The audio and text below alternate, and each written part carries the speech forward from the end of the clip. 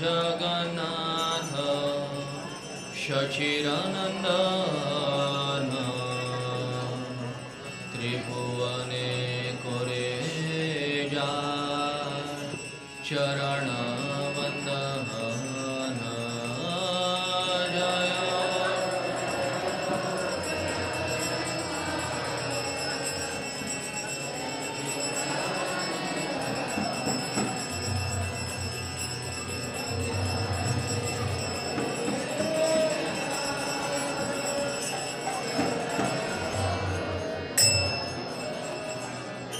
जगन्नाथ बल्ले सोदरा मैया की, सुदर्शन महाराज की।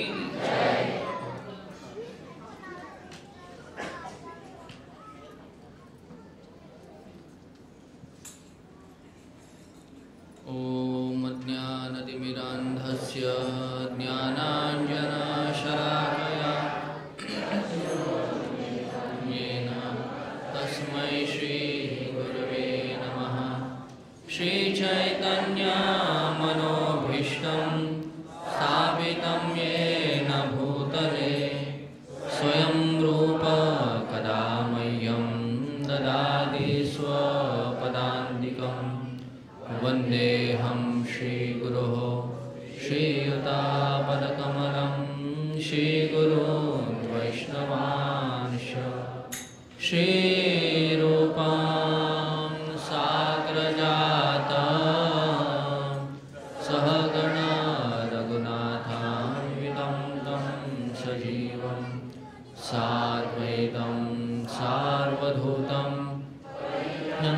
सहितं कृष्णचैतन्यदेवं श्रीराधा कृष्णपादान्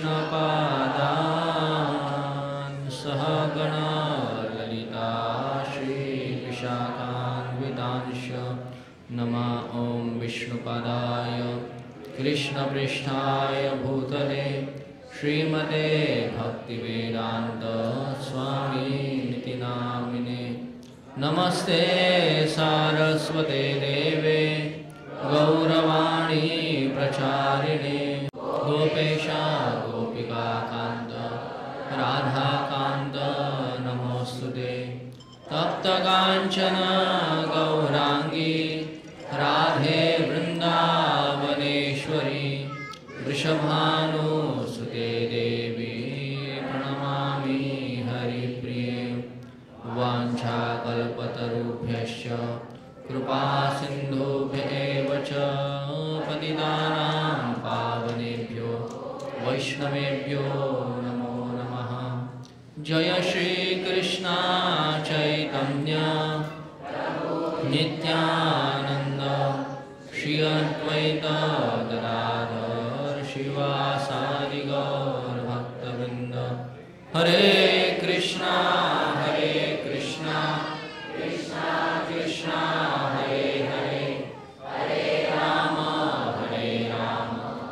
राम राम हरे हरे। हरे कृष्णा कृष्णा कृष्णा हरे हरे, हरे राम राम राम हरे हरे। हरे कृष्णा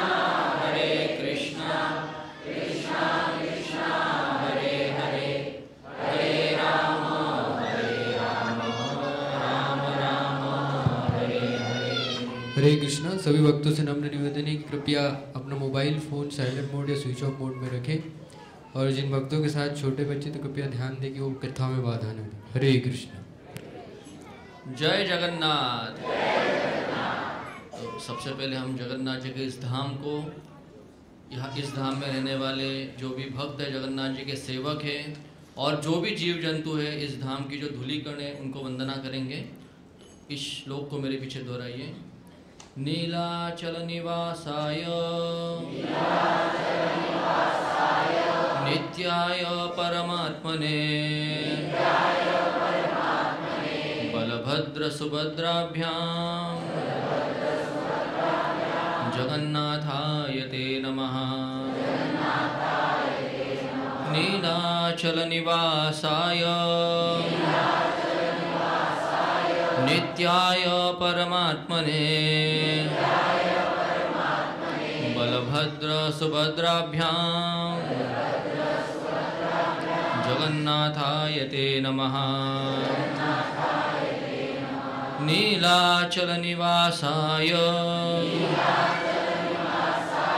नित्याय परमात्मने बलभद्र सुभद्राभ्यां जगन्नाथाय ते नमः।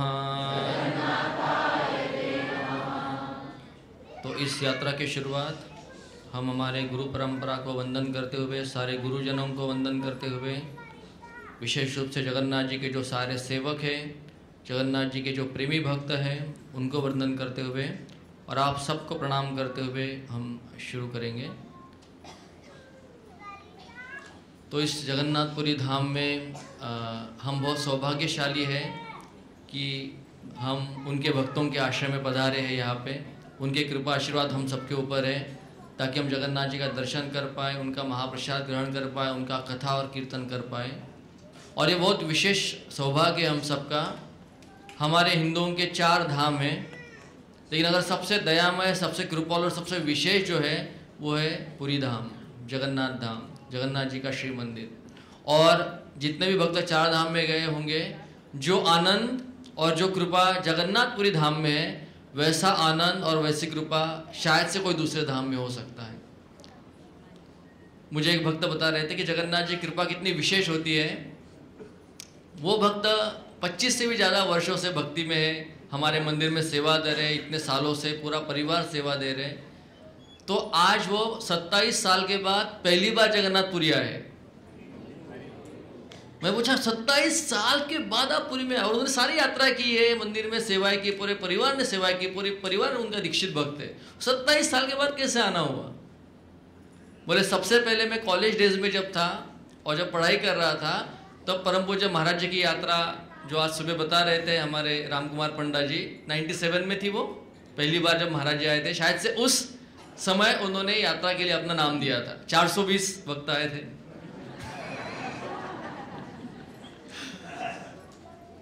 अभी उन्होंने यात्रा में नाम तो दिया, लेकिन उनके जो परिवार के एक सदस्य थे वो बोले तुम्हें बहुत इंपॉर्टेंट एक व्यावसायिक काम करना है, एक बिजनेस था उनका, उसमें आपको हेल्प करना है, तो आपकी यात्रा कैंसिल कर दो। तो उन्होंने उनके कहने से अपनी जगन्नाथपुरी यात्रा कैंसिल कर दी। अभी बोलो जगन्नाथ जी ने न्योता भेजा था, जगन्नाथ जी ने इन्विटेशन दिया था, नाम भी दिया था, एडवांस भी दिया था, सारा कुछ हो गया था। कुछ 1-2 दिन पहले कुछ समस्या आ गई, उन्होंने अपना नाम कट कर दिया। जगन्नाथ जी सनक गए। मैंने बुलाया, आप सोचो, मतलब आपने किसी को बुलाया और इनवाइट किया और वो व्यक्ति नहीं आया, 1 मिनट पहले बोल दे फोन करके मैं नहीं आ रहा हूं। तो जगन्नाथ जी भी बहुत कृपालु, लेकिन जब कोई ऐसा अपराध करते, इतनी कृपा देने के लिए तैयार है, लेने के लिए तैयार नहीं, तो उनको बहुत बुरा लगता। तो कई साल चले गए, उनको वृंदावन यात्रा हुई, मायापुर यात्रा हुई, साउथ यात्रा हुई, सारी यात्रा घूम ली। उनके मन में रहा था कि जगन्नाथपुरी जाना रह गया, क्योंकि उस समय मैंने कैंसिल किया था। और जगन्नाथपुरी की यात्रा हर साल नहीं होती है हमारे, बाकी मायापुर वृंदावन तो हर साल होती रहती है अल्टरनेटिव, लेकिन जगन्नाथपुरी यात्रा में काफी समय लगता है। तो उन्होंने सोचा कि मैं परिवार के साथ जाऊंगा। बैंगलोर में गए वो, बैंगलोर में पूरे परिवार के साथ टिकट बुक किया, सब कंफर्मेशन मिला, रिजर्वेशन हुआ, सब बुकिंग हो गया, एडवांस बुकिंग हो गया, सब परिवार वाले अभी जाने के लिए तैयार हुए। और उसी समय दशहरे का पीरियड चल रहा था और ये सब स्टेशन पे पहुंचे। उनकी ट्रेन इतनी फुल थी कि अंदर घुसने के लिए गए तो सबने उठा के उनको बाहर फेंक दिया। सारे दरवाजे ट्राई कर लिए, खिड़की में से कूदने का ट्राई किया, सब किया, कोई अगर सामान डाले तो सामान बाहर है, तो एक चींटी को अंदर घुसने की जगह नहीं थी। ये पूरा परिवार फिर से स्टेशन पे, ट्रेन चली गई, ये देखते रह गए। ये हुआ दूसरी बार। कई साल बीत गए, उनके मन में रहा रे जगन्नाथ जी का यात्रा हुआ नहीं, जगन्नाथ जी का दर्शन हुआ नहीं, जगन्नाथ जी ने बुलाया था मैंने कैंसिल। तीसरी बार उन्होंने कहा कि अभी तो मैं अकेला जाऊंगा और जाके रहूंगा।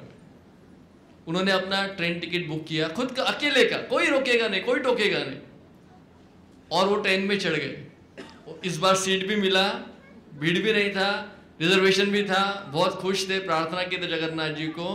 और जैसे अब हम देखते हैं कि जब महाराष्ट्र से निकले हम तो छत्तीसगढ़ में आते, महाराष्ट्र क्रॉस किया ट्रेन से, हमने छत्तीसगढ़ आए, छत्तीसगढ़ से फिर हमने एंट्री किया उड़ीसा में। अब ये उत्कल देश में आ गए, जगन्नाथ जी का जो धाम है उत्कल देश में आ गए, उड़ीसा स्टेट क्रॉस करके अंदर घुस गए और संबलपुर पहुंचे। जो हमें लगा था सबको संबलपुर, जैसे उनकी स्टेशन पे गाड़ी रुकी संबलपुर पे, उनको मंदिर से फोन आया, आपको इंपॉर्टेंट अर्जेंट सेवा है, जहां पे हो तुरंत यू टर्न मारो और कलकत्ता चले जाओ। और वो वहां से कोलकाता चले गए। ये 3 बार हुआ उनका। अभी इसमें कितना साल चला गया? 25 से भी ज्यादा साल चले गए। अभी ये यात्रा का नियोजन हुआ, सब कुछ हुआ, उनका नाम नहीं था, उनको आने की इच्छा नहीं थी, उनके बाकी के एंगेजमेंट से उनको कुछ नहीं था, ना बुकिंग था, रिजर्वेशन था, ना आने का डिजायर था।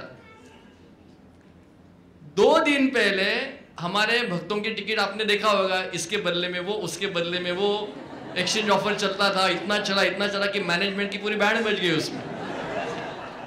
मतलब एक सीट के ऊपर 3 नाम बदले। मतलब इंडियन सिलेक्टर्स भी, क्रिकेट टीम के सिलेक्टर्स है, उनको भी इतनी इशू नहीं होते कि ऋषभ पंत को लेना है या संजू सैमसन को लेना है उसमें। अभी एक जो डिवोटी थे उनके पास एक टिकट बचा था, पूरा स्वाइपिंग करके हो गया, एक्सचेंज ऑफर हो गया, लेकिन फिर भी एक सीट बचा था। इन्होंने एक दिन सुबह, जिस दिन हमारा ट्रेन रात को था 11 साढ़े 11 बजे, सुबह उनको फोन किया कि प्रभु जी एक टिकट बचा हुआ है, आपको आना है क्या? जैसे उन्होंने सुना, बोले जगन्नाथ जी बुला रहे, इस बार तो जाऊंगा ही जाऊंगा। अपना सारा प्लान कैंसिल किया, जो भी एंगेजमेंट सब निकाल दिए, जो भी सामान मिला वो भरा और ट्रेन में बैठ के सीधा आ गए यहाँ पे। बोलो जगन्नाथ बलदेव सुभद्रा मैया की। अभी यहाँ पे जितने भी भक्त है उसमें से ऐसे इमरजेंसी भक्त कौन कौन है जो इमरजेंसी में यहाँ पे पधारे हुए एक दिन पहले? ये देखो, हाथ ऊपर उठाइए, हाथ ऊपर उठाइए। तो आप सब बहुत सौभाग्यशाली है कि पहले चांस में आपका नंबर लग गया है। तो 25 साल के बाद पता नहीं कितने जिंदा रहेंगे, फिर से कोविड आ गया तो पता नहीं क्या हो जाएगा। तो ये जगन्नाथ जी की असीम करुणा है हम सब भक्तों के ऊपर कि हम जगन्नाथपुरी धाम में आज यहाँ पे जो बड़ा दंड है, जो ग्रैंड रोड कहते हैं, जहाँ पे जगन्नाथ जी चलते हैं, सारे भक्त वहाँ पे उनको दंडवत करते हैं, दर्शन करते हैं। उस स्थान पे हम निवास कर रहे हैं, कथा कीर्तन कर रहे हैं और जगन्नाथ जी के इस धाम में पधारे हैं। हम सबको बताए भगवान जो नारायण, भगवान विष्णु के हाथों में 4 उनके अस्त्र होते हैं। कौन कौन से होते हैं? शंख, चक्र, गदा, पद्म। अभी आप देखो, हमारा जो पूजा घर होता है उसमें 4 में से कौन सी चीजें मिलेगी? 4 में से चक्र तो हम लेके घूमते नहीं है। पद्म भी गुलाब का मिलेगा, पद्म तो कमल तो मिलेगा नहीं। और गदा किसके लेंगे? वो बेलन से फाइटिंग हो जाएगी, गदा होगा तो घर में फाइटिंग हो जाएगा उससे। लेकिन हर एक के पूजा घर में शंख तो जरूर रहेगा, क्योंकि वो सबसे आवश्यक है। और इसीलिए जगन्नाथपुरी धाम जो है ये शंख क्षेत्र है। उड़ीसा के इसी भूमि में भगवान के जो 4 उनके जो हथियार है, उनके जो आयुध है या उनके जो शुभ लक्षण के चिन्ह है, वो सब इसी धाम में है। तो जो शंख क्षेत्र है वो है जगन्नाथपुरी। बोलो जगन्नाथपुरी धाम की। चक्र क्षेत्र जो है वहां पे हम जाने वाले हैं, वो है भुवनेश्वर। शंख चक्र ये सबसे महत्वपूर्ण है। उसके बाद में पद्म क्षेत्र जो है वो कोणार्क। जो भी भक्त कोणार्क गए थे वो पद्म क्षेत्र है। और जो गदा क्षेत्र है वो जाजपुर नाम का जो स्थान है वो गदा क्षेत्र है। तो भगवान की जो 4 उनके आयुध है अपने भक्तों की रक्षा के लिए और उनके सुमांगल्य के लिए भगवान जो धारण करते हैं, शंख और पद्म भक्तों के लिए और गदा और चक्र जो असुरों का संहार करने के लिए। तो ये चारों जो है इस पवित्र भूमि में भगवान ने ये स्थान निर्माण किया। और ये जगन्नाथपुरी धाम इतना स्पेशल है कि इस धाम की रक्षा करने के लिए 5 महादेव यहाँ पे विराजमान है। एक नहीं 5 महादेव जो है इस धाम की रक्षा करते हैं। क्योंकि हम ये सारे स्थानों में जाने वाले नहीं है, क्योंकि 5 महादेव में बाद में अष्ट शंभु भी है, अष्ट शक्तियां भी है। तो इस धाम की भगवान ने बहुत टाइट सिक्योरिटी की है। कोई भी आसुरिक व्यक्ति, कोई भी तामसिक व्यक्ति या कोई भी जो कृपा पात्र नहीं है उसको इसमें प्रवेश नहीं है। भले प्रवेश कर ले लेकिन भगवान की कृपा उसको प्राप्त नहीं है। तो इसमें से एक एक का हम दर्शन जरूर करेंगे। हम जब हमारी परिक्रमा कल करेंगे तो कुछ का दर्शन हम कर सकते हैं इसमें। तो सबसे पहले इस पुरी धाम के कई सारे नाम हैं, जगन्नाथपुरी के कई सारे नाम हैं, तो उस नामों के ऊपर हम स्मरण करेंगे ताकि इस धाम में जो वास करने का जो चेतना है, हमारी कॉन्शियसनेस तैयार हो जाए। तो सबसे पहले इस क्षेत्र को कहते हैं श्री क्षेत्र या लक्ष्मी क्षेत्र, क्योंकि लक्ष्मी देवी का यहाँ पे नित्य वास है और भगवान के सेवा के लिए महालक्ष्मी यहाँ पे शाश्वत रूप से निवास करती है। इसके लिए भगवान के मंदिर का नाम भी क्या है? श्री मंदिर। तो ये श्री क्षेत्र है या लक्ष्मी क्षेत्र है। दूसरा इसका नाम है पुरी धाम, हम सब जानते हैं इसको जगन्नाथपुरी कहते हैं। तो पुरी का मतलब होता है निवास करना, हमने कई सारी पुरियाँ सुनी है। पुरी का मतलब होता है जहाँ पे कोई व्यक्ति निवास करता है। और पुरी का एक संस्कृत नाम है पूर्ण, हम मराठी में कहते हैं पूरा झाला आता, आप देखोगे पूरा हो गया, अभी हिंदी में बोलेंगे पूरा हो गया।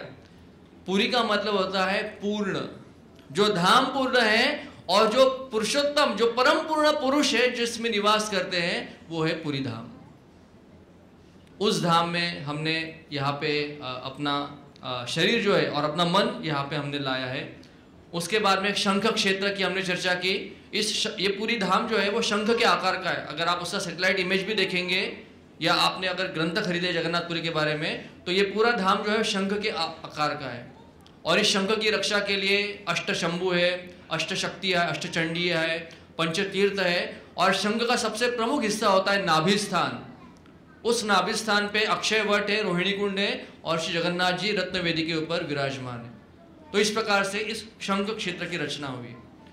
और एक इस धाम का नाम है दशावतार क्षेत्र, क्योंकि भगवान के जितने भी अवतार होते हैं वो जगन्नाथ जी से ही उनका प्रादुर्भाव होता है। इसके लिए भागवत में कहा गया है कृष्णस्तु भगवान स्वयं इंद्रारी व्याकुलम लोकम मृडयंती युगे युगे एते चांश कला पुंसाम कृष्णस्तु भगवान स्वयं। तो सारे अवतार श्री कृष्ण जगन्नाथ जी से निर्माण होते हैं। उसके बाद में इस क्षेत्र का एक नाम है वैष्णव क्षेत्र, क्योंकि यहाँ पे महान वैष्णव का निवास रहा है। और उन सारे वैष्णव के जो अधिपति है वो है इंद्रद्युम्न महाराज और विश्ववसु जो शबरराज थे। आपने जो स्टोरी इतना सुंदर ड्रामा देखा, तो ये पूरा ड्रामा हमने पहले क्यों रखा, ताकि आपको एक आइडिया आ जाए कि जगन्नाथ जी को लाने के लिए कितने भक्तों ने मेहनत की, कितना त्याग किया है। मतलब वो विश्ववसु को ललिता से शादी करनी पड़ी और तब जाके ये लीला आगे बढ़ती है। तो इसका नाम है वैष्णव क्षेत्र, क्योंकि इंद्रद्युम्न महाराज, विश्ववसु, विद्यापति, इन सब ने भगवान के प्राकट्य के लिए बहुत अपना सर्वस्व अर्पण कर दिया है। और ऐसा कहा जाता है कि ब्रह्मा जी जो 100 वर्ष जीते दिव्य स्वर्गीय वर्ष में, तो पहले 50 वर्ष नीलमाधव यहाँ पे निवास करते हैं। और अभी ब्रह्मा जी का 51वां बर्थडे चल रहा है। तो इस ईयर से जगन्नाथ जी जो है नीलमाधव अदृश्य हो जाते हैं और जगन्नाथ जी जो है वो प्रकट होके आने वाले समय तक जगन्नाथ जी रहेंगे यहाँ पे। तो इसके लिए इसको वैष्णव क्षेत्र कहा जाता है। इसको भौम वैकुंठ कहा जाता है, क्योंकि पूरे जगत का प्रलय होने के बाद भी ये जो पुरी धाम है, ये जो श्री क्षेत्र है, वो हमेशा बना रहता है। और इस धाम में भगवान नित्य रूप से अपनी लीलाएं और सेवाएं करते रहते, कृपा देते रहते। इसके लिए इसका नाम है भौम वैकुंठ। उसके बाद में इसको कहते हैं नीलाचल या नीलाद्रि क्षेत्र, क्योंकि जैसे हमने देखा वृंदावन में हमारे गिरिराज जी हैं, अयोध्या में कौन है? चित्रकूट। जब गिरिराज जी की बात करते हैं तो चित्रकूट की भी बात होती है। उसी प्रकार से हमारे नीलाचल धाम में, इस जगन्नाथपुरी धाम में नीलाचल है, जिस नील पर्वत पे भगवान नीलमाधव, भगवान जगन्नाथ जी नीलमणि जो है वो हमेशा नित्य निवास करते हैं। इसके लिए इसको नित्य क्षेत्र, नीलाचल और नीलाद्रि क्षेत्र भी कहते हैं। और इसका एक नाम नरसिम्हा क्षेत्र भी है, क्योंकि जब इंद्रद्युम्न महाराज ने 1000 अश्वमेध यज्ञ किए थे नीलमाधव का दर्शन करने के लिए, तो 1000 यज्ञ करते से पहले सारी बाधाओं का निराकरण करने के लिए उन्होंने नरसिंह देव की प्रार्थना की थी। और नारद मुनि ने विश्वकर्मा से भगवान नरसिंह देव को प्रकट कराया और इनकी स्थापना पहले यहाँ पे हुई और उसके बाद जगन्नाथ जी की स्थापना हुई, ताकि कोई भी बाधा इस विशेष कार्य में न हो। इसके लिए इसका एक नाम नरसिंह क्षेत्र भी है। उसके बाद में जो हमने पंच शंभुओं की चर्चा की थी, उसमें मुक्तेश्वर महादेव हैं, जिनका दूसरा नाम जमेश्वर भी है। तीसरा है नीलकंठेश्वर महादेव, जो इंद्रद्युम्न सरोवर के तट पे है, जिसका हम दर्शन कल करेंगे, जो ग्रुप वहाँ पे जाएगा। बाद में लोकनाथ महादेव है, कपाल मोचन महादेव है और मार्कंडेश्वर महादेव है। तो जैसे आज हमारे राम कुमार पंडा जी सुबह बता रहे थे, भगवान के 4 द्वार है मंदिर के। पहला द्वार कौन सा उन्होंने कहा? सिंह द्वार, उसके बाद गज द्वार, उसके बाद में अश्व द्वार और व्याघ्र द्वार। तो इस श्री मंदिर के 4 द्वार है और चैतन्य महाप्रभु और सारे बड़े बड़े संत जो थे वो हमेशा सिंह द्वार से अंदर प्रवेश करते थे। आप देखोगे द्वार के बाहर 2 बड़े बड़े सिंह हैं, इसको लायन गेट कहते हैं, उसको प्रभु जी बता रहे थे। ऐसा वर्णन रहता है कि जो इस मार्ग से भगवान जगन्नाथ जी के मंदिर प्रवेश करता है उसको भक्ति, ज्ञान और वैराग्य प्राप्त हो जाता है। जो गज द्वार से प्रवेश करता है उसको गजांत लक्ष्मी प्राप्त होती है। आप देखोगे लक्ष्मी के पास हमेशा गज रहते हैं। गजांत लक्ष्मी जो है उस द्वार से अगर किसी को चाहिए, इसके लिए जाना मत उस द्वार से आप लोग। हम यहाँ पे लक्ष्मी सौदा करने के लिए नहीं आए जगन्नाथ जी से, भाई थोड़ा लक्ष्मी दे दो, लोन है ये वो, उसके लिए नहीं आए हम। जगन्नाथ जी सब देने के लिए तैयार है, लेकिन अपने आप को भी देने के लिए तैयार है, तो क्यों ना उनको ले हम। एक अश्व द्वार है, जो राजा होता है उसके लिए अश्व बहुत प्रमुख होता है राज्य के लिए, तो जिसको राज्य चाहिए, सत्ता चाहिए, वो अश्व द्वार से प्रवेश करे। और एक व्याघ्र द्वार है, जो तांत्रिक होते हैं, जिनको तामसिक शक्तियां चाहिए, जिसको लोगों को वश में करना है, पूरे समाज को वश में रखना है, वो जो तांत्रिक शक्तियों के लिए व्याघ्र द्वार होता है। तो इन चैतन्य महाप्रभु हमेशा, और जो भी बड़े बड़े आचार्य हुए, वो सिंह द्वार से ही जगन्नाथ जी के दर्शन के लिए प्रवेश किए। इस प्रकार से ये जगन्नाथ जी का बहुत विशेष मंदिर है। और उसके बाद में अष्ट हनुमान भी है यहाँ पे। जैसे आज सुबह हमने कानपटा हनुमान जी के बारे में सुना, उसके बाद में फतेह हनुमान के बारे में सुना, तपस्वी हनुमान जी की हमने चर्चा की। तो कई मंदिर के चारों द्वार पे 4 हनुमान जी है, वो हमेशा वहाँ पे रक्षा के लिए, जगन्नाथ जी की सेवा के लिए नियुक्त है वहाँ पे। और अष्ट चंडिया जो है उसमें विमला देवी सबसे प्रमुख है। तो विमला देवी का मंदिर जो है आज हमने दर्शन किया वहाँ पे, जगन्नाथ जी के पीछे वाले हिस्से में उनका मंदिर था। तो इन सब का दर्शन और इनका सबका आशीर्वाद और प्रणाम करके आज के जो हमारे जगन्नाथपुरी की यात्रा की शुरुआत हुई है, हम उसको पूर्ण करेंगे। अभी इन सारे स्थानों को अगर हमें देखना है तो 5 दिन नहीं लगेंगे, कम से कम 10-15 दिन लगेंगे। ना उतने पास हमारे पास समय है, ना ही उतने पेशेंस है हमारे पास। और बोलेंगे प्रभु जी 25,000 की यात्रा हम नहीं आएंगे, कि 5 दिन की यात्रा में 8,000 है, तो अगर 15 दिन रहना है तो पूरा सब कुछ बड़ा हो जाता है। तो इसके लिए मैं आप सबसे हाथ जोड़ के अनुरोध करूंगा कि हमारे पास बहुत कम समय है। 24 घंटे में से 7 घंटे तो हम सोने वाले, 3 घंटा खुद को खिलाने में, पिलाने, नहलाने जाने वाला है। हमारे पास केवल 12 से 10 घंटा है। उस घंटों में हम अपने बहुत प्रेम से जगन्नाथ जी के इस भक्ति में, यात्रा में भाग ले, और इतना दूर जो हम यहाँ पे आए, इतना सारा कॉम्प्रोमाइज करके, उसका पूरा लाभ जो है इस 5 दिन की यात्रा में हम ले। तो इसके लिए बाकी सारी चीजों को आप नजरअंदाज कर दो। ये प्रॉब्लम है, वो प्रॉब्लम है, ये नहीं है, वो नहीं है, भीड़ बहुत है, दूर रहते हैं, नजदीक रहते हैं, ऊपर रहते हैं, नीचे रहते हैं, उन सबको बाजू में रखो 5 दिन के लिए। जितनी श्रद्धा के साथ, जितने भक्ति के साथ जो भी समय है हमारे पास, उसको भगवान जगन्नाथ जी की कथा में, कीर्तन में, सेवा में और आनंद बाजार में आनंद लेते रहो।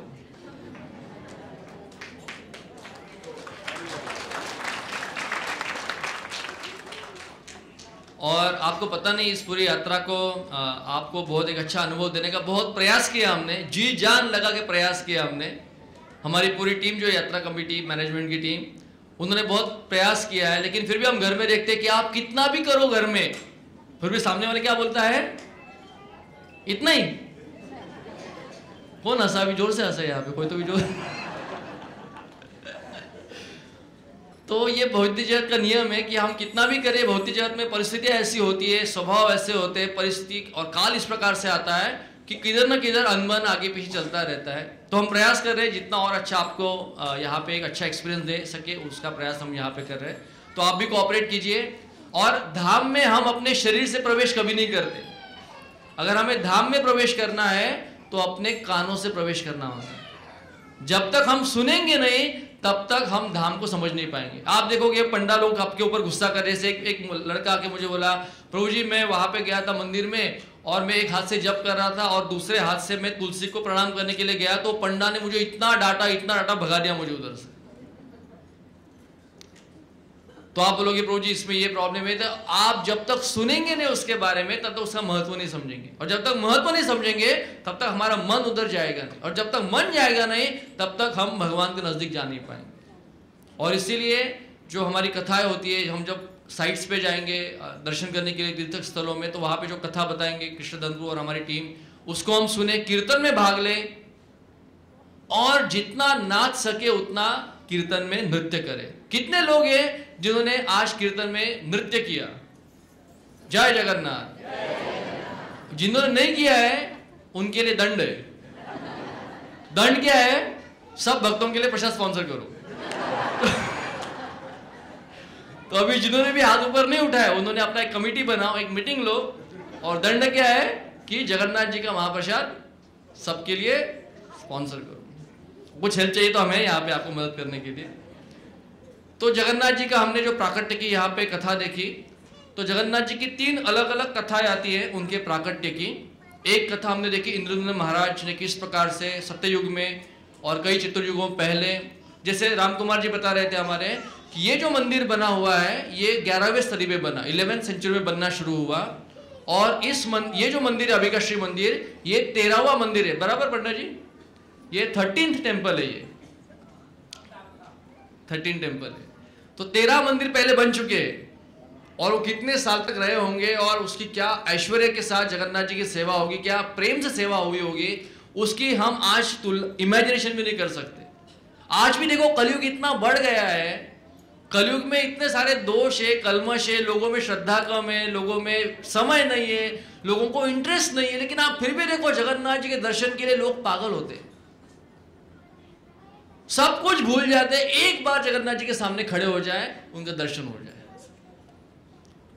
तो पिछले युगों में जब पहले वाले मंदिर बने होंगे तो क्या लोगों का भक्तिभाव होगा, क्या प्रेम होगा, क्या कीर्तन होगा। उसके चैतन्य महाप्रभु जब थे, चैतन्य महाप्रभु जब दर्शन करने के लिए जाते थे तो हमेशा गरुड़ स्तंभ के पीछे खड़े रहते थे, और इतना प्रेम से दर्शन करते थे कि चैतन्य महाप्रभु, आप देखोगे वो जो दरवाजा है वहां पे खड़े होते थे, और वहां का जो दीवार है उसको अपनी उंगलियां रखते थे और ऐसा दर्शन करते थे झुक के जगन्नाथ जी को देखने के लिए। तो इतना प्रेम उमड़ता था कि पत्थर पिघल जाते थे। और आज भी चैतन्य महाप्रभु के हाथों के, उनके उंगलियों के चिन्ह वहां पे, इसको कहते दर्शन। अभी हम क्या दर्शन करते? एक ने धक्का दिया, हट, नहीं कर रहे दर्शन, मुझे नहीं जाऊंगा मंदिर में। हम क्या दर्शन करेंगे?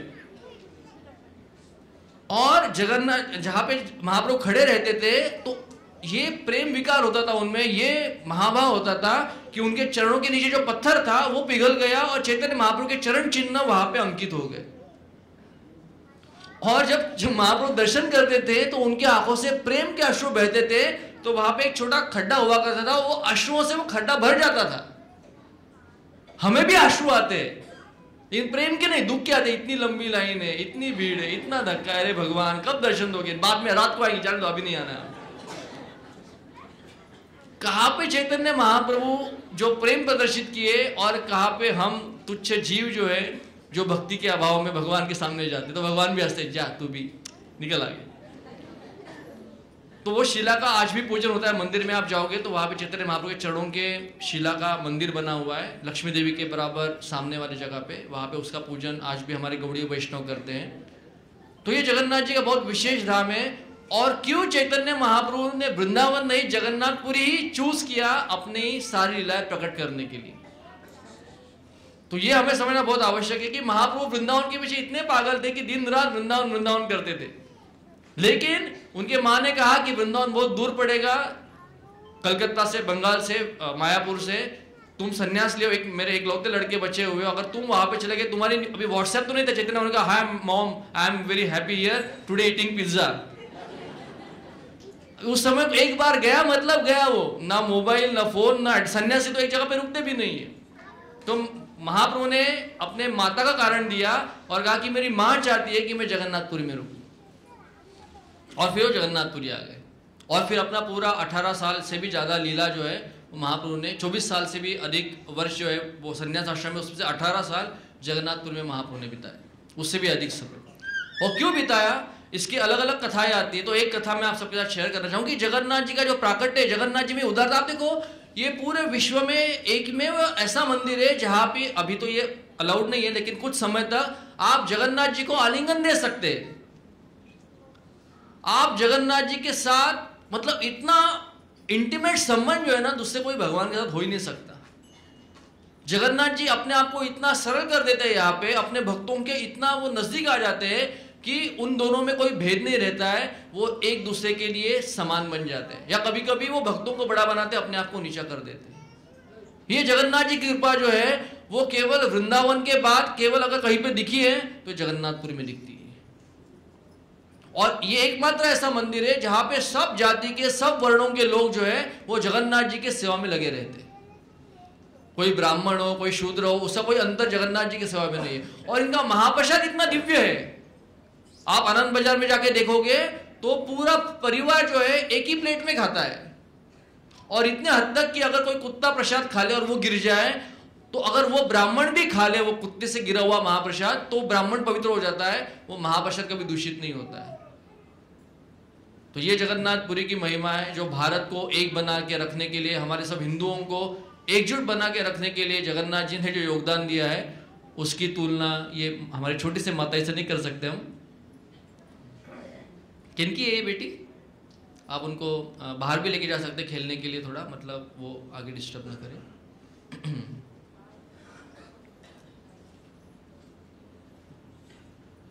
तो कथा इस प्रकार से आती है, जब भगवान श्री कृष्ण द्वारकाधीश बने थे उनके विवाह को 50 वर्ष पूरे हो गए थे। उनकी 8 पटरानियां थी, 16,100 उनकी अलग रानियां थी, सबके लिए 16,108 महल थे। और द्वारकाधीश के रूप में जगत के सबसे ऐश्वर्यशाली व्यक्ति के रूप में भगवान कृष्ण जब निवास कर रहे थे तो सारी जो पटरानी और रुक्मिणी जो थी वो एक चीज हमेशा अपने पति का ऑब्जर्व करती थी। देखो, अगर पति को सबसे करीब से कोई जानता है तो कौन जानता है? पत्नी जानती। और पत्नी को अगर एक व्यक्ति सबसे करीब से नहीं जानता है तो कौन जानता है? माता जी लोग तालियां बजा रही है। ये बहुत बड़ा कॉन्ट्रडिक्शन है ये। पति को अगर सबसे अच्छा कोई पहचानती तो पत्नी पहचानती है, लेकिन पत्नी को जो बिल्कुल नहीं समझ पाते कभी भी वो पति लोग होते। पता नहीं कौन सा कॉम्बिनेशन है ये है सच्ची बात ये। तो ये रुक्मिणी देवी और सब लोग बोले हमारे विवाह को 50 वर्ष पूरे हुए, हम द्वारकाधीश नरेश श्री कृष्ण के महल में उनके संग महल में रहते, उनके साथ उठते बैठते खाते पीते सोते हैं। ये जब रात को सोते हैं तो पता नहीं कौन से नाम लेते हैं ये। तो बहुत समय हो गया, हमेशा रुक्मिणी देवी को बहुत ये पीड़ा होती थी कि ये नाम किनका लेते हैं। तो एक दिन उन्होंने कृष्ण से, जब वो सुधर्मा राजसभा जा रहे थे, रुक्मिणी देवी ने पूछ लिया कि हम आपकी पटरानियां हैं और आपने हमारे लिए क्या नहीं किया, पूरे जगत से पंगा ले लिया, जरासंध से पंगा लिया, शिशुपाल से पंगा लिया, सबसे युद्ध छेड़ दिया आपने मेरी इच्छा को पूर्ण करने के लिए। लेकिन जब आप रात को सोते हैं तो आपके मुख से जो नाम आते हैं उसमें से हम में से किसी का नाम नहीं होता है। कभी आप बाबा कहते हैं, कभी मैया कहते हैं, कभी धौली शामली कहते हैं, कभी श्रीदामा कहते हैं, सुदामा कह के चिल्लाते हैं, मधुमंगल कह के चिल्लाते हैं, और सबसे बार बार चिल्लाते हैं वो राधिका राधिका चिल्लाते रहते। इतने सालों से 50 साल हो गए, हमारा नाम छोड़ के ये कौन से नाम हम लेते हैं? और हम 50 साल से विवाहित होकर आपकी दिन रात सेवा करती है, लेकिन हमारा नाम आप दिन भर लेते हैं, लेकिन रात को निद्रा में हमारा नाम नहीं आता है। नाम आता है तो इनका ही आता है। तो कृष्ण थोड़े शर्माए, उन्होंने कहा कि अभी मुझे बहुत देर हो रही है और मुझे अर्जेंट मीटिंग के लिए जाना है सुधर्मा राजसभा में, तो मैं बाद में बताऊंगा। रुक्मिणी देवी, आज आपको बोलना ही पड़ेगा। तो जब पत्नी हट करे तो पति अपने सब कुछ, मतलब वो कुछ नहीं कर सकता। भगवान बोले, अरे मुझे इंपॉर्टेंट अर्जेंट मीटिंग है, मेरे लिए सब वेट कर रहे हैं रुक्मिणी, मैं आने के बाद बताऊंगा। नहीं, मुझे अभी सुनना है, इसी वक्त सुनना है। तो कृष्ण भी बहुत बड़े होशियार हस्बैंड है, उन्होंने कहा कि देखो मेरे से भी अच्छा अगर तुम्हें जानना है सब, तो रोहिणी माता जो है वो हमारे साथ वृंदावन में रही है, उनको सारी जानकारियां है, आप उनसे सुन लो, मेरे से भी अच्छा वो आपको बताएगी। रुक्मिणी बोली ठीक है, आप बोलेंगे तो वही करेंगे। जैसे श्री कृष्ण और बलराम गए अपने राजसभा में, अपने सुधर्मा राजसभा में, ये सब पटरानियां जो है 8, लक्ष्मणा, कालिंदी और सत्यभामा, रुक्मिणी, ये सब गई और रुक्मिणी देवी को रोहिणी देवी को प्रणाम कर गई कि माता रोहिणी, एक हमें आप बताओ, ये श्री कृष्ण रात को सोते वक्त मैया, बाबा, गैया, ये क्या बोलते हैं? धौली, शामली, श्रीदामा, सुदामा, मधुमंगल, चित्रक, पत्रक, और राधिका कौन है? ये राधिका, ललिता विशाखा कौन है? इनके नाम सुन सुन के हमारी निद्रा भंग हो जाती है। रोज रात को सब सुनना पड़ता है हमें, किनके नाम पुकारते हैं ये? क्या हुआ वृंदावन में? कृष्ण बताते नहीं है। कृष्ण ने कहा है कि आपसे हम ये सुने। तो जैसे रोहिणी माता ने वृंदावन के याद पे सब नाम सुने, उनके आंखों से अश्रुधारा बहने लगी।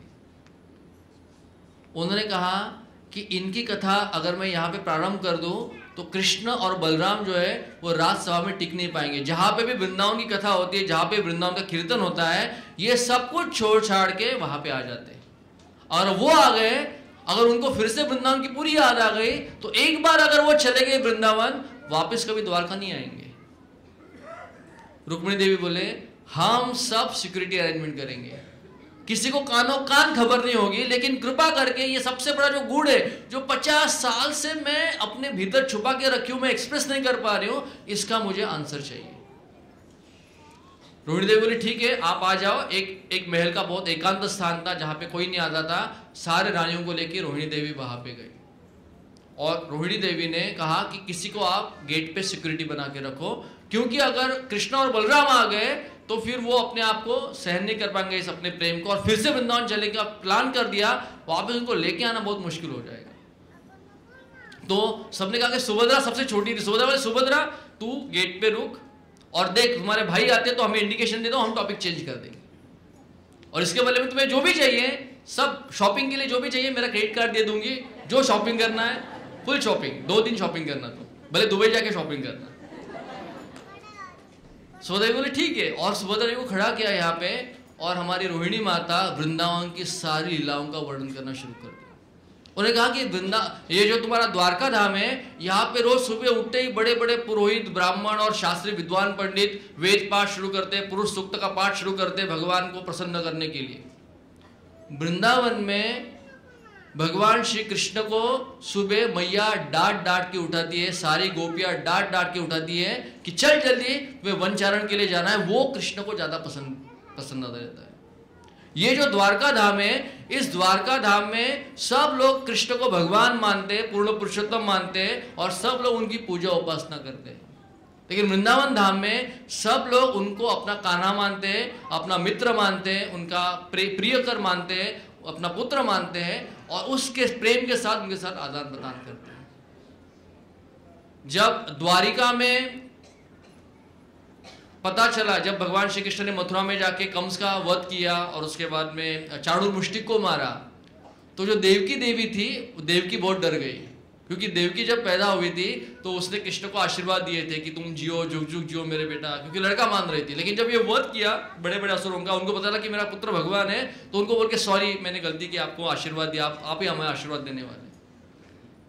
लेकिन वृंदावन में यशोदा मैया जब श्री कृष्ण कुछ गलती करते हैं तो उनको उखल से बांध के रखती है, उनको दंड देती है।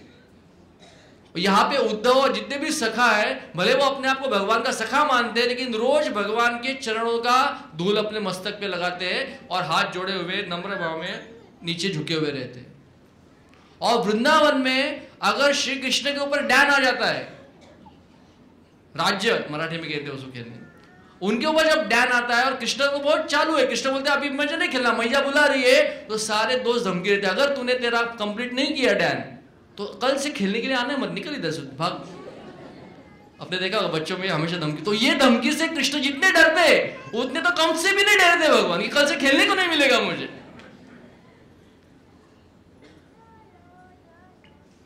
जिस द्वारिका में सारी रानियां श्री कृष्ण की 24 घंटा सेवा करती है, आरती पूजा करती है, भगवान मान के, उनके पति परमेश्वर मान के, उनके चरण कमलों की उपासना करती है, वही कृष्ण जब गोपियों को मिलने के लिए लेट हो जाते और जब राधा रानी गुस्सा हो जाती है तो उनके पैर कांपने लगते, हाथ कांपने लगते, अभी इसको मनाओ कैसे, अभी इसको मनाओ कैसे, डिप्रेशन में चले जाते हो। अब मेरा क्या होगा? ये जो प्रेम का आदान, और ये कथा जब चल रही थी उसी समय कृष्ण और बलराम को यह भनक लग गई कि वृंदावन की कथा शुरू हो गई। अपना सारा काम निपटा के, सारी मीटिंग छोड़ के, सब बड़े बड़े एजेंडा जो थे मीटिंग के, वो यूनिवर्सल मैनेजर है, वो पूरे ब्रह्मांड में धर्म स्थापना करने के लिए आते, असुरों का नाश करने के लिए आते, सब बाजू में करके उस राजभवन में पधारे। अब ये जब कथा चल रही थी तो सुभद्रा देवी जो थी वो इतनी एक्सटेसी में थी कि वो भूल गई उनकी ड्यूटी क्या है। और वो टकाटकी लगा के देख रही है और सुन रही है, और जो हाथ ऐसे लगा दे द्वार पे, उस कथा को सुनते सुनते वो महाभाव में चली गई और उनके पूरे हाथ जो थे वो अपने अंदर सिकुड़ गए। और वो कथा सुनने के लिए दबे पैर जगन्नाथ जी, श्री कृष्ण और बलराम ये सुभद्रा के बाजू में खड़े हो गए। और जब ये वृंदावन की कथा चल रही थी, उस कथा को सुनते सुनते जगन्नाथ जी कृष्ण जो है उनमें अधिरूढ़ महाभाव प्रकट हो गया। अब ये भक्ति के बहुत, प्रेम के बहुत ऊंचे लक्षण हैं, इसकी चर्चा हम यहाँ पे नहीं करेंगे, लेकिन एक एग्जाम्पल देंगे कि हमारे इमोशन जो होते हैं वो हमारे शरीर में परिवर्तन लाते हैं। जैसे अगर आपका बर्थडे है और सुबह से आपके बर्थडे की ना आपको किसी ने विश नहीं किया, ऐसा दिखाया कि नॉर्मल है, कुछ है ही नहीं आज, इंपॉर्टेंट नहीं, और ऊपर से उसका रैगिंग भी किया, और रात को 12 बजे आप डिप्रेशन में चले गए, आज दिन भर किसी ने विश नहीं किया, किसी ने एक्सेप्ट ही नहीं किया मेरा बर्थडे, और रात को 12 बजे घर में अंधेरा करके जब आप प्रवेश करते हो तो अचानक बड़ा पार्टी आयोजित होता है, बर्थडे केक होता है, फटाके फूटे जाते हैं, सब डेकोरेशन होता है, तो आप कैसे आश्चर्यचकित हो जाओगे, वाह, आपकी आंखें बड़ी हो जाती है, आपके चेहरे का एक्सप्रेशन बदल जाता है। तो जो हमारे इमोशंस होते हैं वो हमारे शरीर में परिवर्तन करते हैं। जब कोई गुस्सा हो जाता है तो आंखें लाल लाल हो जाती है, हाथ कांपने लगता है, ओठ फड़फड़ाने लगते हैं, व्यक्ति बहुत टाइट हो जाता है, वो तो टाइट हो जाता है, वो बहुत गुस्सा हो जाता है। तो हमारे इमोशंस हमारे शरीर के ऊपर प्रभाव करते हैं। तो ये जो स्वरूप है भगवान का, ये अपने भक्तों के प्रति प्रेम से परिपूर्ण हुए, उनके स्मृति में, उनके याद में भगवान के शरीर का परिवर्तन हुआ है। कृष्ण के जो हाथ थे वो सिकुड़ के अंदर चले गए, उनके जो पैर थे, चरण कमल थे, वो भी सिकुड़ के अंदर चले गए, उनकी आंखें जो थी वो बड़ी बड़ी हो गई और चेहरे के ऊपर मुस्कान थी, और अपने आप को पूर्ण भूल गए थे वृंदावन के जो ब्रजवासियों के प्रेम को याद करते हुए। और उसी प्रकार से बड़े ठाकुर बलदेव भैया जो है उसी भाव में निमग्न हो गए थे। और ये जब कथा चल रही थी उसी समय रोहिणी देवी जो थी उन्होंने कथा के टॉपिक को अभी बदल लिया। उन्होंने कहा कि ये वृंदावन की विशेषता है कि वृंदावन के भक्तों का जो प्रेम है, ब्रजवासियों का जो प्रेम है, वही उसकी महानता है, वही उसकी मधुरता है। और उसके कारण श्री कृष्ण जो है ऐसा एकमात्र धाम है जिस मट्टी को भी भगवान खुद खाते हैं।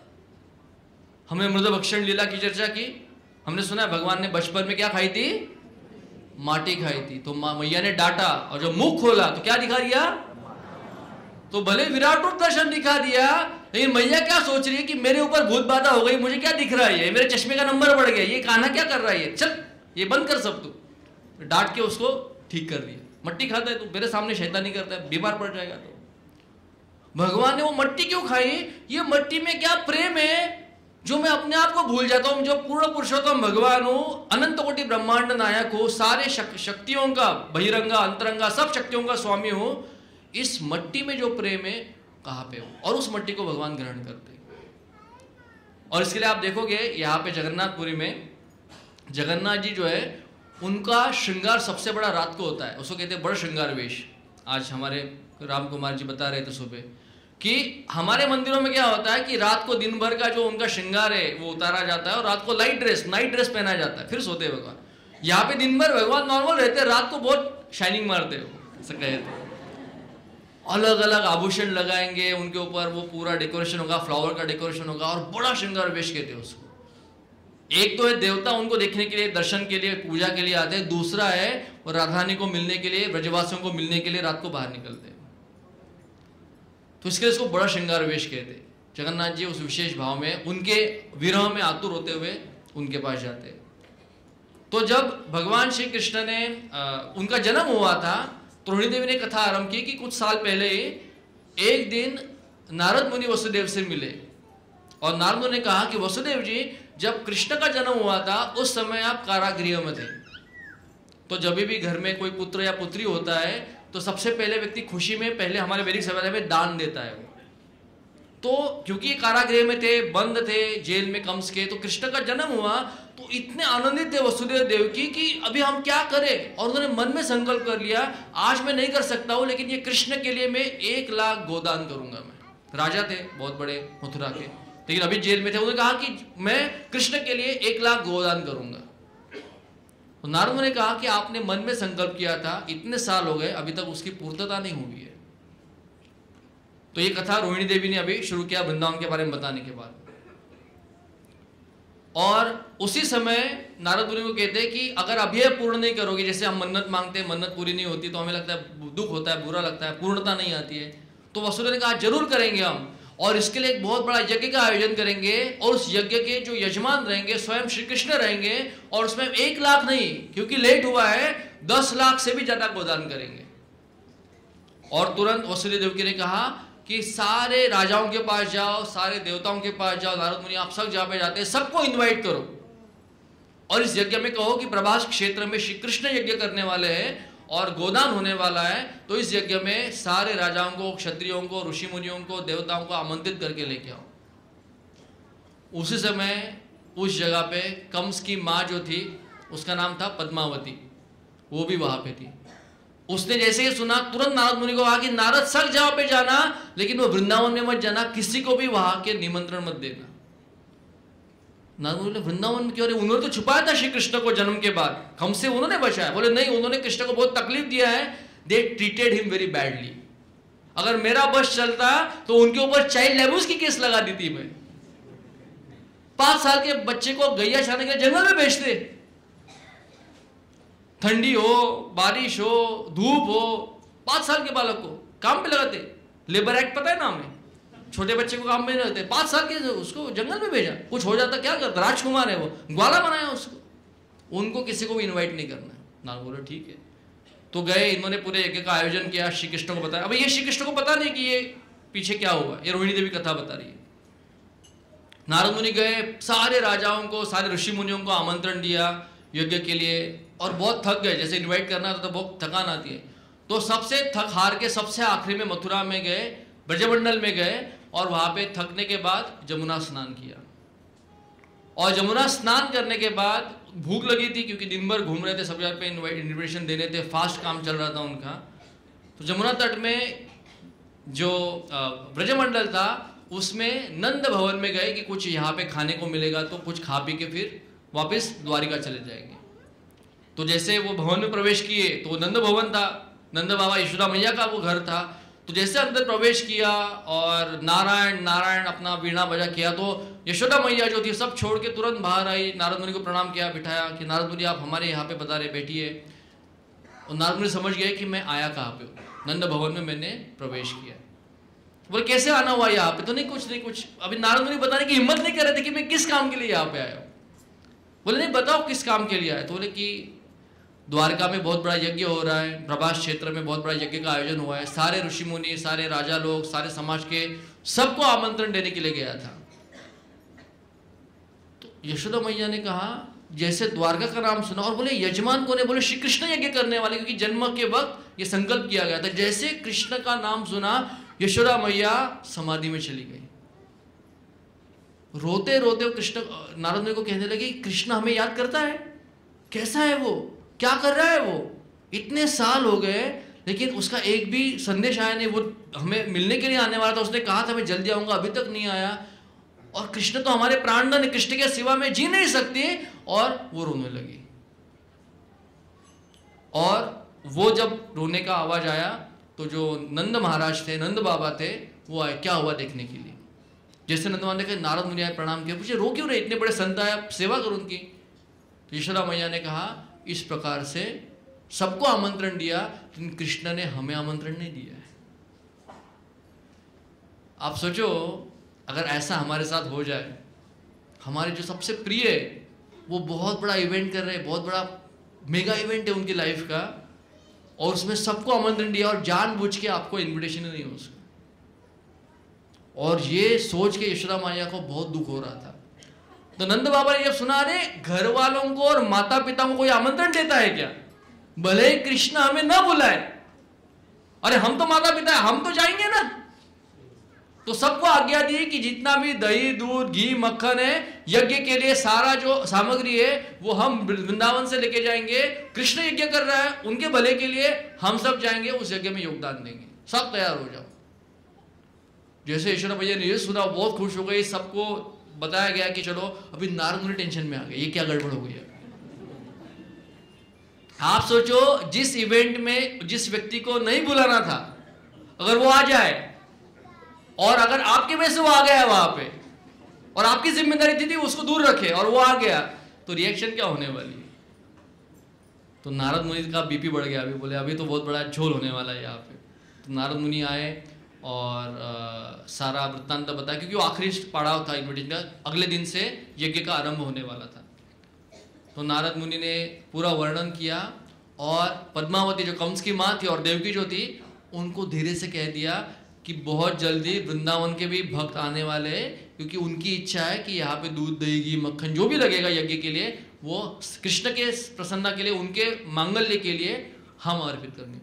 जैसे ही ये बात सुनी पद्मावती ने, उसको तो बहुत गुस्सा आ गया। उसने कहा कि ये अनपढ़ गवार, ये ग्वाले लोग जिनको कोई धर्म के बारे में पता नहीं, कृष्ण को उन्होंने स्कूल में भी नहीं भर्ती कराया। हमें पता है कृष्ण जब मथुरा गए तब उनका उपनयन हुआ, उसके बाद वो सांदीपनि मुनि के आश्रम में गए। इतने साल, 11 साल ये बच्चा रहा, इन्होंने मतलब ये इतने कंजूस थे कि स्कूल में भी भर्ती नहीं कराया उसको, स्कूल में भी नहीं भेजा उसको। क्या किया? गाय चरने के लिए, मराठी में बोलते गुरव वायला पाठवलं त्याला। राजकुमार है हमारा ये, साक्षात भगवान है। और उस व्यक्ति को इन्होंने गाय के पीछे लगा दिया, जंगल में भगाया, एक नौकर जैसे काम करवाया। वो नंद, उसकी क्या हैसियत है, अपने जूते लाने के लिए कृष्ण को बोलता था, कृष्ण सर पे जूते लेके आते थे। ये चाइल्ड एब्यूज है। और उसने ये कहा कि जिस कृष्ण को हम फूल के समान रखते हैं, उसको संभालते हैं, ये जो यशोदा है उसने बांध के रख दिया धूप में, पेड़ के नीचे उसको बांध के रख दिया। अगर पेड़ उसके ऊपर गिरता था तो हमारा क्या होता था? एक भी वृंदावन के भक्त को मैं इस यज्ञशाला में एंट्री नहीं दूंगी। अभी देवकी जो थी, अभी देखो घर में हमेशा एक बैलेंसर होता है, तो पद्मावती का गुस्सा जब बढ़ गया तो देवकी देवी बोली कि अभी यहाँ पे यज्ञ की जगह झगड़े हो जाएंगे यहाँ पे। इसके लिए देवकी देवी ने कहा कि आप चिंता मत करो पद्मावती रानी, हम बड़े बड़े सैनिक लगा देंगे, सबसे ब्लैक कमांडोज लगा देंगे और कोई भी वृंदावन के व्यक्ति को हम यज्ञशाला में पधारने देंगे। ये सुनने के बाद पद्मावती बोली ठीक है, उनको भारी रखना, यज्ञशाला में एक भी नहीं आना चाहिए। ये जब हुआ, ये पद्मावती जो थी, इसको रात भर नींद नहीं आई कि ये आएंगे तो कैसे भी ये अंदर घुस सकते हैं। वो उनका भोला चेहरा देख के, भोली सूरत देख के ये सिक्योरिटी गार्ड भी छोड़ देंगे, उनका रोना धोना देख के वो छोड़ देंगे उनको। इसके लिए बोली मैं खुद रहूंगी। वो खुद जाके पूरे रात भर पहरा दी वहां पे। और जब दूसरे दिन सुबह वृंदावन के जब ये सब भक्त आए तो पद्मावती ने उनको जोर से चिल्ला के बोलना शुरू किया, डांटना शुरू किया। आ गए मुंह उठा के, किसने बुलाया तुम्हें? हमने बुलाया तुम्हें। और ऐसा करते हुए उनके जितने भी कुकर्म जो मानती थी वो गिनना शुरू कर दी। आपके यहाँ पे कृष्ण को रखा उनको संभालने के लिए, उनका पालन करने के लिए, और तुमने पहले दिन से सारे राक्षस उसके ऊपर आक्रमण करने लगे। बाहर लेके घूमते थे उसको, सब जगह पे घुमाते थे उसको। अगर उसके साथ कुछ बुरा हो जाता था उसको जंगल में बेचते थे, नंगे पैर बेच, चप्पल भी नहीं खरीद के दिया। पैरागॉन का चप्पल सबसे सस्ता होता है, वो भी नहीं खरीद के दिया। और मुंह उठा के आ गए। अभी वो राजा बन गया है तो तुम्हें उनसे मतलब है, तुम्हें उनसे पैसा चाहिए, तुम्हें उनसे प्रॉपर्टी चाहिए, अभी आ गए मुंह उठा के यहाँ पे। और ऐसा करते करते उसने अनाप शनाप बोलना, अपमान करना वृंदावन के भक्तों का शुरू कर दिया। और ये सुन के यशोदा देवी जो थी, अभी आप सोचो यशोदा मैया का क्या प्रेम है कृष्ण के प्रति, कृष्ण का क्या प्रेम है, नंद बाबा का क्या प्रेम है। ये सारा अपमान सुन के यशोदा मैया सिसक सिसक के रोने लगी। एक छोटी बच्ची जैसे रोती है उस प्रकार से रोने लगी। वो तो आई थी केवल कृष्ण का एक बार मुख दर्शन हो जाए, इतने साल हो गए, एक बार जो वृंदावन छोड़ा है उसके बाद एक बार भी कृष्ण का मुस्कान, गोपाल की मुस्कान मैंने देखी नहीं है, उसको एक बार देख लूं और यहां से चली जाऊं। देखो भगवान को सबसे प्रिय वस्तु जो है वो केवल एक मात्र है, वो है हमारा प्रेम। भगवान तो जगन्नाथ है, सारा जगत उनका है, केवल उनके पास एक नहीं है, वो है हमारा प्रेम। और भगवान जगन्नाथ जी यही हमसे चाहते हैं, कृष्ण हमसे यही चाहते हैं। और जब इस प्रकार से जो पद्मावती जो थी ये जब अनाप शनाप बकने लगी तो देवकी देवी जो थी वो डिस्टर्ब हो गई कि ये बहुत ज्यादा कर रही है। वो भी चाहती थी कि ये मर्द नहीं आए यहाँ पे, लेकिन जब ये सुना तो बोला ये बहुत ज्यादा हो रहा है। तो उसने कहा कि ठीक है, एक काम करते हैं, एक बार तुम कृष्ण को यहाँ को बुलाओ, हम यज्ञशाला में नहीं आएंगे, आप यज्ञशाला की सीमा के बाहर कृष्ण को बुलाओ, हम देख के चले जाएंगे। तो पद्मावती बोली हाँ ठीक है, अगर आप अंदर नहीं, क्योंकि अमंगल हो जाएगा, आप लोग यहाँ पे आएंगे अनपढ़ गवार लोग, यहाँ पे सब बड़े बड़े विद्वान ब्राह्मण है, पुरोहित है, ऋषि मुनि है, सब बड़े बड़े क्षत्रिय है यहाँ पे, तुम आके यहाँ पे क्या करोगे? अभीर लोग है, तुम सब ग्वाल लोग है, तुम्हारी ना कोई जात होती है ना पात होती है तुम्हारी। इस प्रकार से वो जब बोली तो फिर देवकी मैया बोली कि कौन बुलाएगा, क्योंकि अभी यज्ञ शुरू हो गया था और स्वाहा स्वाहा की आहुति शुरू हो गई थी, स्वाहा स्वाहा का आवाज आ रहा था। तो कृष्ण को यज्ञ के लिए बैठ गए और आहुतियां देनी शुरू की। अभी यज्ञ में कौन बुलाएगा उनको? तो नारद मुनि कहे कि जब कोई महत्वपूर्ण काम कर रहा है उस समय अगर यज्ञ के काम में कोई उसको बुलाए तो जो बुलाता है, जो सेवा में बाधा लाता है वो पाप लगता है, जो बुलाएगा उसको भी पाप लगता है, और जो सेवा छोड़ के आता है उसको भी अच्छा नहीं होता है। वो यज्ञ कर रहे हैं आप, धर्म की भगवान की सेवा कर रहे हैं, तो उसमें बाधा नहीं होनी चाहिए। लेकिन एक शास्त्र का नियम है कि अगर मां बुलाए, अगर मां बुलाती है तो वो सब कुछ छोड़ के उसको मिलने के लिए आ सकता है। तो देवकी बोली ठीक है वही करेंगे। तो देवकी देवी जो है वो कृष्ण को आवाज दे, कृष्णा कृष्णा आवाज देने लगे, लेकिन वो जितना भी आवाज दे रही थी कृष्ण को उठ के आ नहीं रहे थे। नारद मुनि बोले देखो मैया, आपने आवाज दिया, आप आ नहीं रहे। शास्त्र का आदेश है कि जब माँ आवाज दे तो पुत्र तो आना चाहिए। यशोदा मैया बोली मैं बुलाऊं एक बार, ठीक है तुम ट्राई करो, देखते कौन सच्ची माँ है। और जैसे ही यशोदा मैया ने कान्हा कान्हा जैसे ही रोते हुए प्रेम से पुकारा, कृष्ण अपना सारा वो यज्ञ का घी, वो पूरा आहुति के जो तिल जव जो भी सब होता है सब वहां पे छोड़ के यज्ञ मंडप से भागते भागते वो पुरोहित को लग गया लात, वो जो आचमन पात्र उड़ गया दूसरे जगह पे, रुक्मिणी देवी का पल्लू नीचे गिर गया क्योंकि वो बंधन में बैठे हुए थे, वो घिसटने लगी पीछे, उसको छोड़ के कृष्ण भागते भागते मैया मैया करते हुए बाहर आए। और जैसे यशोदा मैया को देखा, आलिंगन करके सिसक सिसक के फूट फूट के रोने लगे। और ये जब प्रेम मिलाप हुआ, नंद बाबा, यशोदा मैया, राधा रानी, ललिता, विशाखा, श्रीदामा, सुदामा, मधुमंगल, ये सारी गैया जो आई थी, सारे जो बैल वृंदावन के आए थे, इनको देखते हुए बलराम जी भी पीछे पीछे भागते आ गए। क्योंकि यशोदा मैया जो थी, जब गर्ग मुनि ने नाम रखा कृष्ण का, कृष्ण और बलराम, गौशाला में ये हुआ था ये, तो जब ये नाम सुना रोहिणी देवी ने और यशोदा मैया ने, तो यशोदा मैया बोली ये क्या कृष्ण क्रू, आपने देखा नाम में भी बहुत टेढ़े भगवान, वो भी श आधा फिर न उसके ऊपर, बोले क्या नाम है ये कृष्ण, मैं तो उसको कलुआ बुलाऊंगी क्योंकि श्याम वर्णक है ना, तो काले को कलुआ बोलते हैं। यहाँ पे भी देखो जगन्नाथ जी को भी थोड़ा उनकी कलर से चिढ़ाते रहते हैं यहाँ पे, तो मैं तो इसको कलुआ कहूंगी और बलराम को बलुआ कहूंगी, मेरे लिए यही नाम है।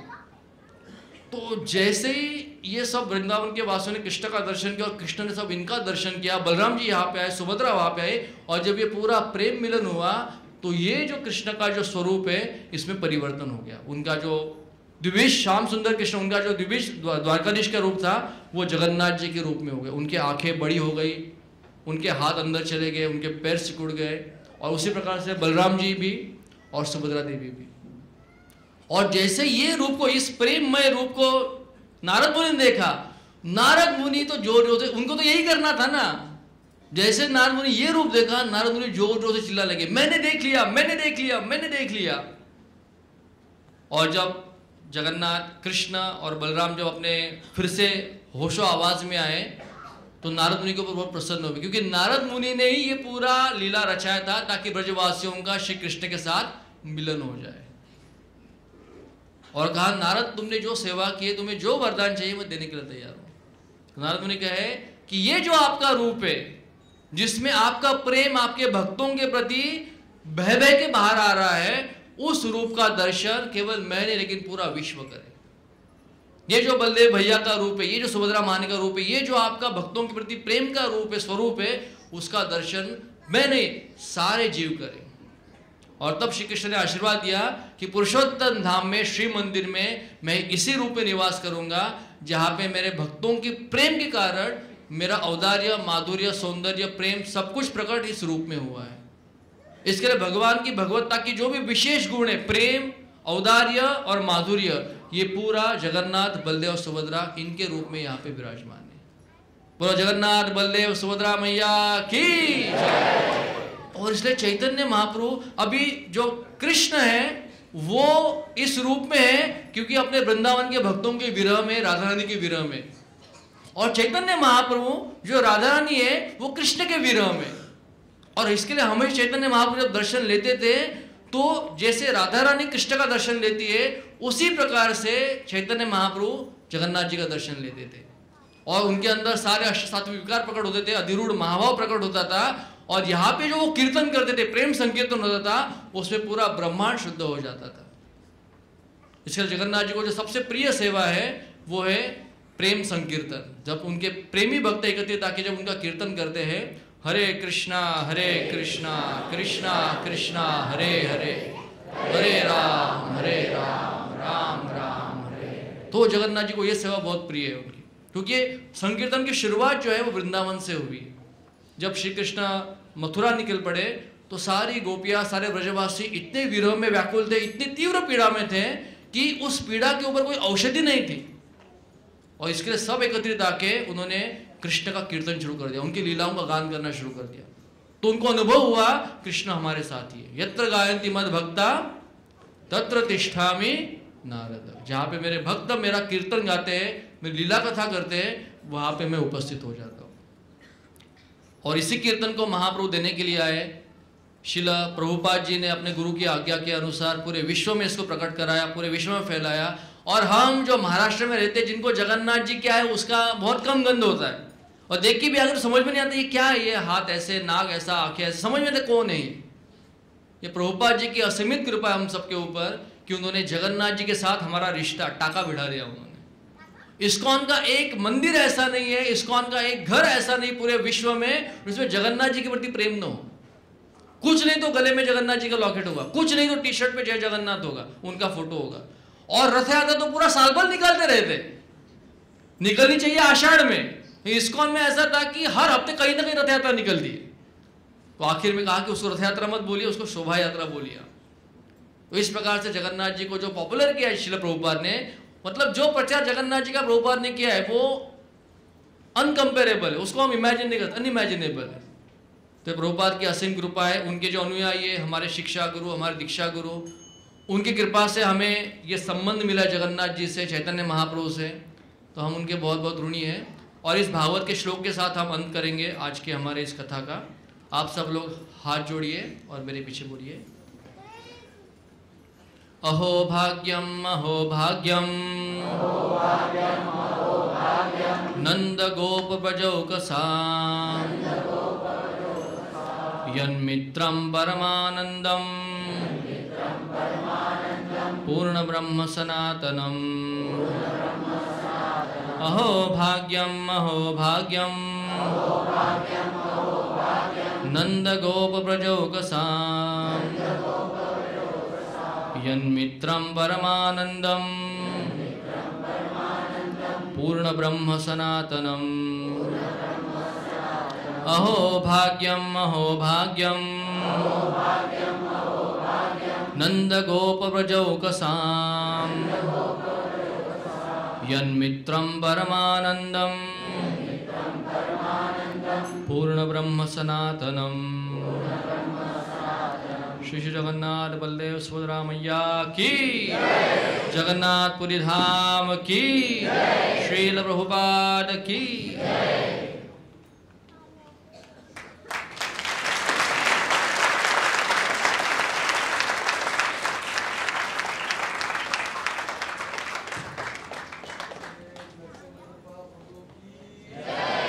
श्रीमान नरसिंह कृपा प्रभु की।